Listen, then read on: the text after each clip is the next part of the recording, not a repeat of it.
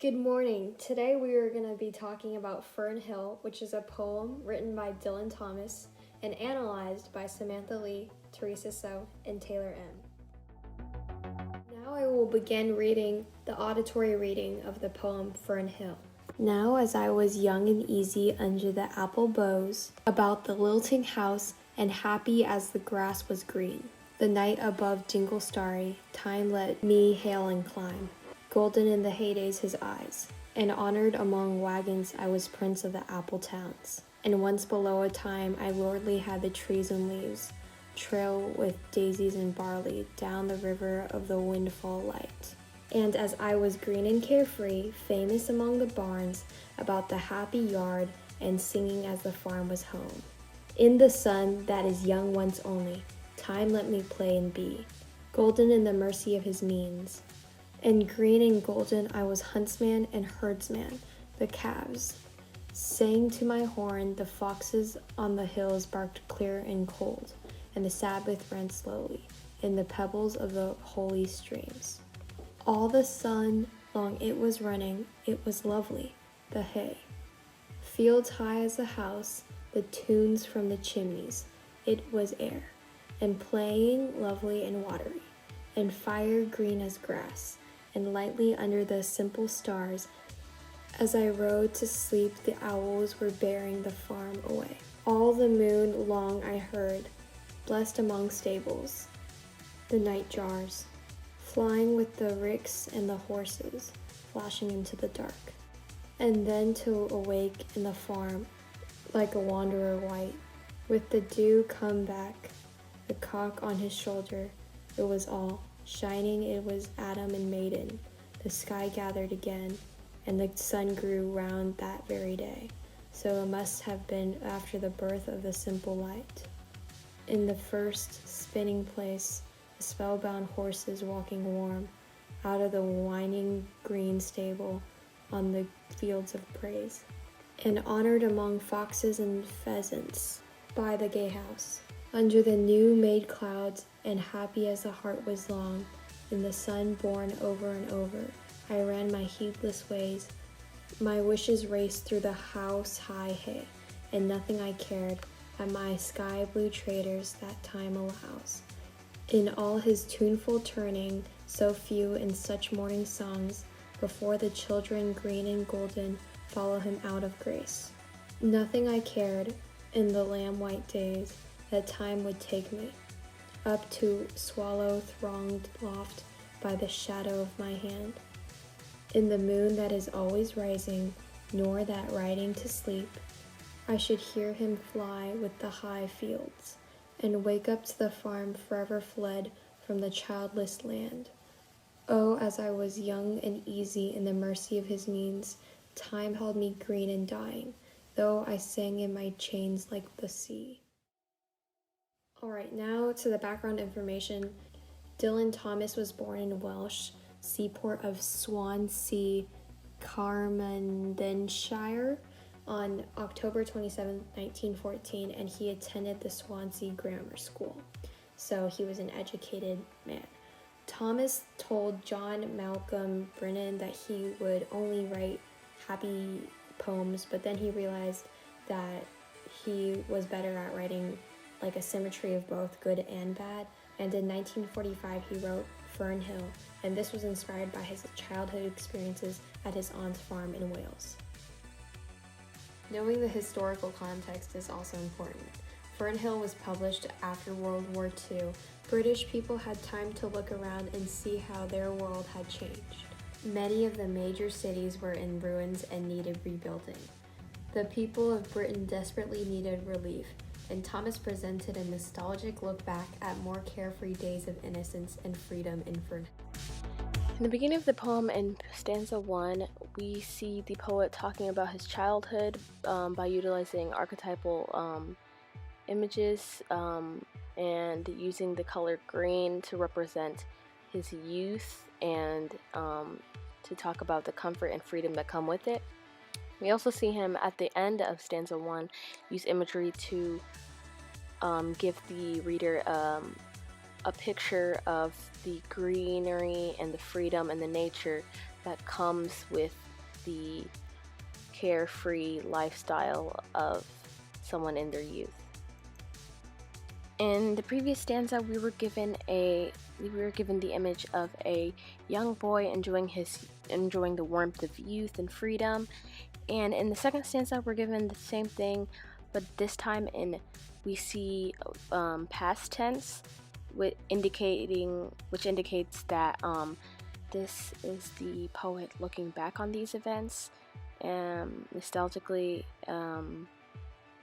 and we also see the personification of concepts like time, which foreshadow growth and changes that come with adulthood. Now, in stanza 3, we see the poet reminisce about how slowly time seemed to pass when he was in his youth, and we also see him have a dream about his farm paradise being taken away, which foreshadows him realizing that eventually he's going to have to grow up and face the world for what it is. Now in stanza 4, as the boy wakes up from his nightmare that his warm farm is there no longer, we see the author bring up Adam, and he uses this to symbolize the boy growing up before he even realizes it, and the addition of Adam and Eve symbolized the boy growing into maturity. Now we see in stanza 5 the author talk about how he is now under new skies, which could mean that he is now grown into an adult.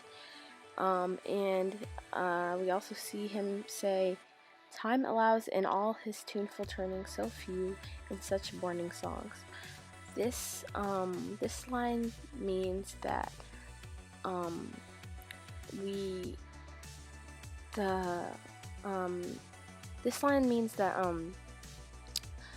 our childhood, our comforting days, they'll only last for so long, because time really goes on before you know it, before it goes by so fast, before you even realize.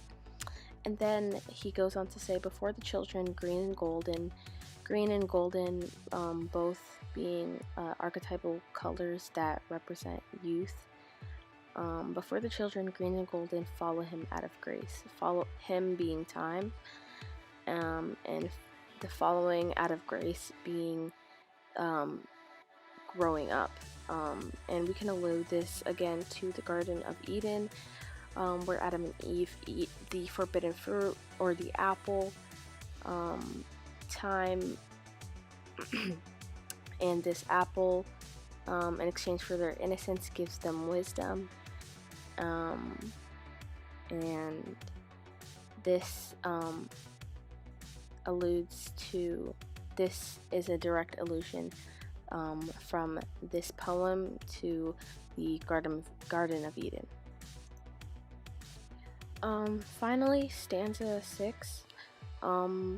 Nothing I cared in the lamb white days, that time would take up to the swallow, thronged loft by the shadow of my hand. These lines are just talking about how when he was in his childhood and his youth, he didn't have a care in the world, and he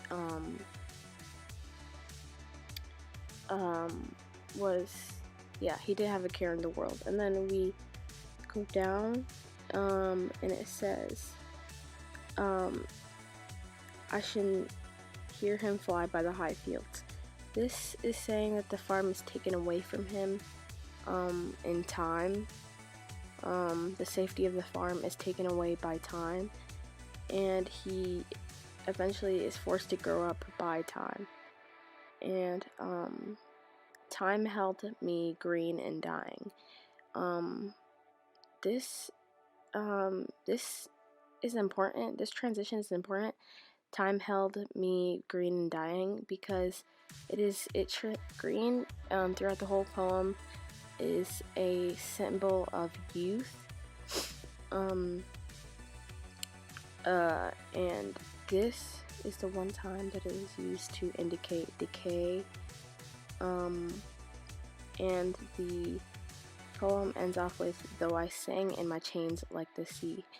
So he went from a free childhood with freedom and limitless imagination to a constrained adulthood in the end. Now we're going to talk about the archetypes used throughout the poem. Number one, green, represents fertility, growth, youth. And we see this throughout the poem when the boy mentions, compares his happiness to greenery and to nature, and his source of happiness seems to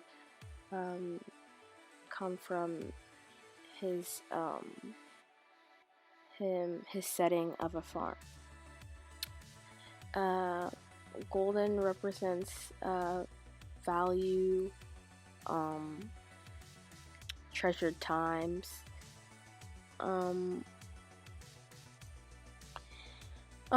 White represents purity and innocence that will eventually be lost to time as the poet grows into adulthood. And the sun represents the destroyer of life. The moon represents the passage of time. And the moon that is always rising. Yeah. Now we're going to elaborate on the allusions to Garden of Eden made in the poem. Similar to the story of Adam and Eve, this was the allusions to the Garden of Eden was implemented to convey the theme of a life in paradise before the loss of innocence taken by a force.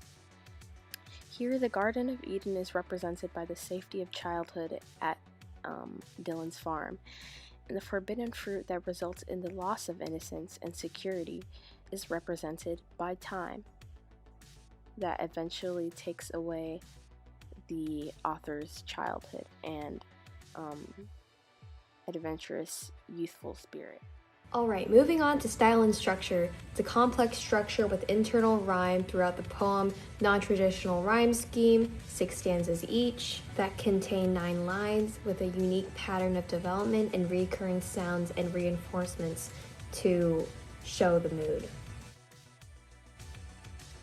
Elaborating more on Dylan Thomas's style, he uses very few periods and a lot of commas to show the flow of childhood life. Looking at this piece horizontally, you are able to see the humps and hills, alluding to the title Fern Hill. Throughout the poem, there is a nostalgic tone. The tone shift happens in stanza 5, where loss is introduced and the perspective changes from a child's to an adult's outlook on life. That time allows in all his tuneful turning, so few and such mourning songs, can be interpreted as time allows the kid to do what he desires for the moment, but the word allows means that these days won't last forever and is controlled by time itself. The beginning of the poem has a joyful tone when reminiscing the days of childhood that contain freedom and ease, while after the tone shift and towards the end of the poem, the tone turns wistful and bittersweet, no longer containing an idealistic memory of childhood. The 3 main themes of this poem consist of nature, impermanence, and freedom. Nature is symbolized as the passing stage of admiration and inner peace, often used as imagery in this poem. The blissful feeling of nature he felt as a child is comparable to the paradise that is the Garden of Eden. For impermanence, the poem shifts from past tense to present tense when the author finishes recalling the joys of childhood and switches to expressing the boundaries that time creates in adulthood. He is regretful for not fully appreciating his childhood that as a kid felt like it was going to last forever. Freedom is associated with the times of childhood where he got to live life with ease and no restraints. As he gets older though, time imprisons him. Dylan Thomas writes Fern Hill to express his feelings towards growing up. He creates a strong emotional response through his unique use of imagery. We reach this conclusion because throughout the poem he talks about the idealistic memories of his childhood, while later stating the restraining life of adulthood. The sun and moon archetypes support the author's purpose because the sun resembles the giver as well as the destroyer of life, and the moon resembles the passage of time that takes place when he grows up. The archetypal image of green specifically resembles youth and growth, except for in the last stanza where it represents decay. This is Before by Teresa So, Samantha Lee, and Taylor M. The last Christmas before it hit, it was all fun and games, and blue as the sky. The tranquility of blue days would soon pass. Time was short and quick. Bluer were the days when business was not phased, and people filled the streets before the pestilence ruled. And once below a time, masks did not cover walking faces. Trail with distance and goodbyes. Up went the numbers, down went the motivation. And as I was blue and peaceful, friends along the bayou, about the Christmas lights, and laughing as the sun went down. In our hearts young once only, COVID let us play and be. Then New Year arrived, but mercy did not follow. Blue and bright when students and athletes could play, 6 feet apart we stood. Not long ago, heydays were often, in the shadows of what once was.